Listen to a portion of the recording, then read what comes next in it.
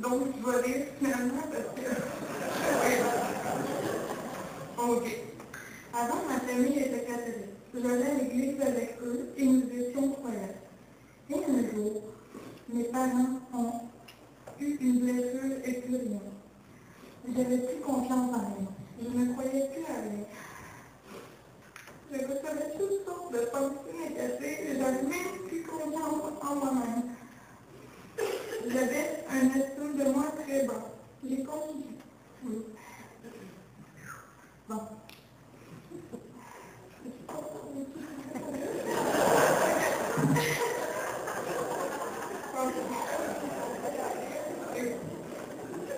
Bon. J'ai continué ma vie ainsi avec des hauts et des bas. J'étais comme la brebis égale. Avec ma relation précédente, j'ai eu une fille.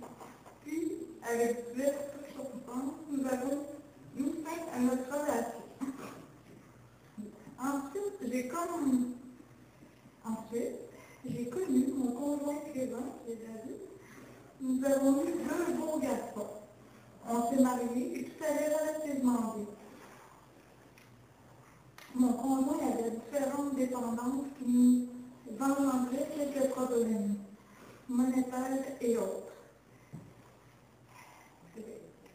J'ai fait tomber dans le mode survie pour nous tous. Puis, une fin de semaine qui allait très mal dans la vie de couple et au point de vue monétaire. Nous avions plus d'argent pour manger convenablement. J'étais vraiment rendue désespérée. Ma soeur, qui était déjà chrétienne depuis un an environ, et mon beau-frère, qui était chrétien depuis un bon bout de temps, ils m'ont invité pour la fête de ma nièce. Je décide donc d'y aller avec les enfants et coucher là. Je te dis, votre épouse,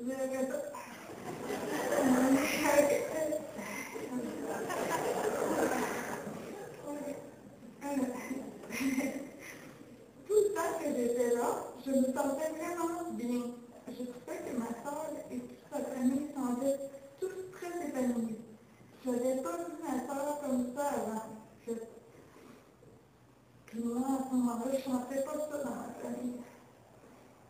J'avais donc décidé, j'étais drastique un peu, j'avais donc décidé qu'il était mieux pour moi et les enfants de me divorcer. J'étais rendue là. Il n'y avait plus d'issue pour nous. Ma vie était remplie de mensonges et de tristesse. Alors que là, je ne parle pas pour soi. Là, je suis émue, puis ça me fait pleurer.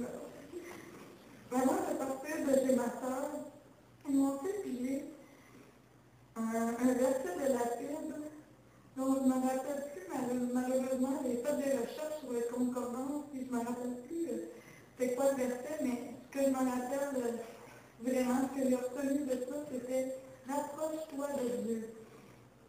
Je vais chercher, il y a à peu près 3200 quelques versets qui parlent de se rapprocher de Dieu, donc je n'ai pas trouvé le bon verset.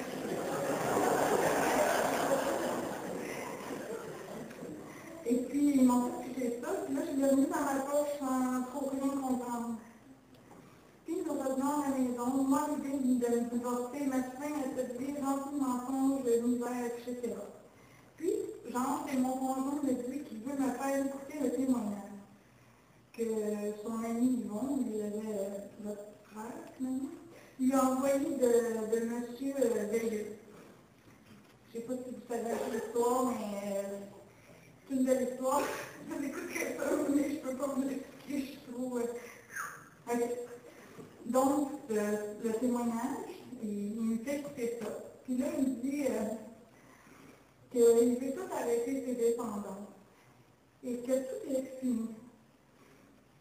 Mais là, je me suis dit dans ma tête, oui, je le regardais et je disais, oui. Mais j'étais vraiment sceptique, car je l'avais souvent entendu dire cela. Puis, quelques jours plus tard, plus rien, plus dépendant. Il a été touché directement par la grâce de Dieu. Et il me dit, Chantal, faudrait aller, encore une fois, à l'église. Je n'ai pas hésité une seule seconde.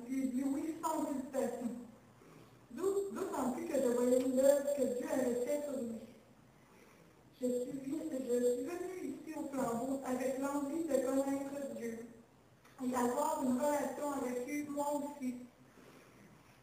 J'ai vite compris que je n'étais pas du tout dans la bonne voie. J'étais comme la brebis perdue.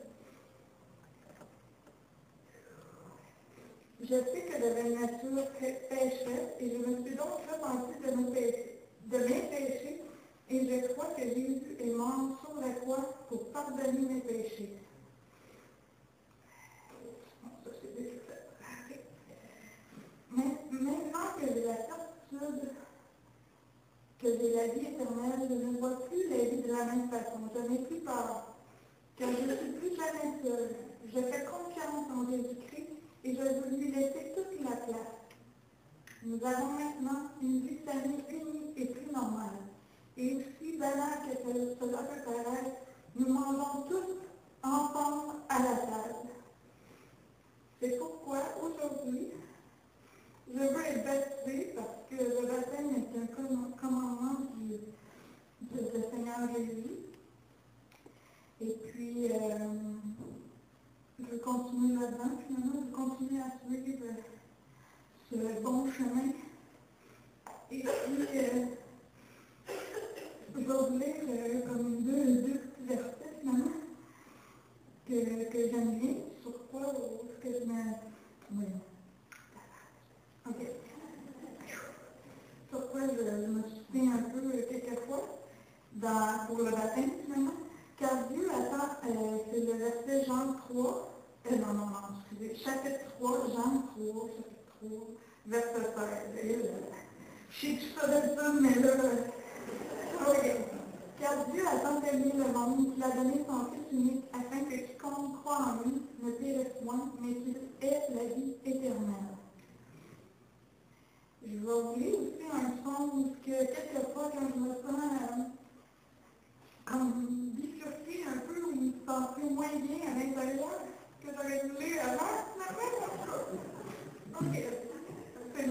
C'est mon amie Julie, aussi sœur de l'Église, qui m'a dit ce son, puis je le garde toujours, puis quand ça va moins bien, je le lis. Donc, le psaume 23, verset de 1 à 6. Cantique de David. L'Éternel est mon berger, je ne manquerai de rien. Il me fait reposer dans de verts pâturages, il me dirige près des eaux paisibles. Il restaure mon âme, il me conduit dans le sentier de la justice. À cause de ton nom, quand je marche dans le vallée de l'ombre de la mort, je ne crains aucun mal, car tu es avec moi. Ta houlette et ton bâton me rassurent. Tu dresses devant moi une table en face de mes adversaires. Tu oignes d'huile ma tête et ma coupe déborde. Oui, le bonheur et la grâce m'accompagneront tous les jours de ma vie, et j'habiterai dans la maison de l'Éternel jusqu'à la fin de mes jours. Entrez droit de gloire, c'est ça. Et puis, voilà.